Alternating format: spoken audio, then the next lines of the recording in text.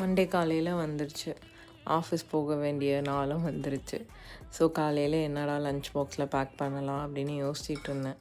Monday டிஃபால்ட்டாக எந்த மெனுவும் பெருசாக தலையை பிச்சுட்டு யோசிக்கிறது இல்லை. சாம்பார் ஸ்ட்ரெயிட் ஃபார்வர்டாக ஏதோ ஒரு காயை போட்டு சாம்பார், ஒரு ஃப்ரை கண்டிப்பாக இருக்கும்.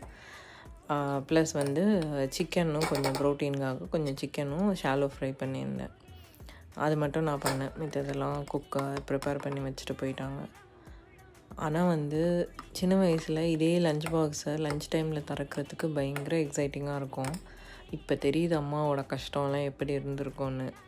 என்னத்தை டெய்லி காலையில் சமைக்கிறது, என்னத்தை வித்தியாசமாக சமைக்கிறது, வாரம் எண்டானால் என்ன காய் போய் வாங்கலாம், நிறைய பிளானிங் தேவைப்படுதுங்க. ஈவன் ஆஃபீஸ் ஒர்க் கூட சிம்பிளாக பண்ணிடலாம் போல். இந்த சமைச்சு சாப்பிட்றது ஒரு பெரிய டாஸ்காக இருக்குது.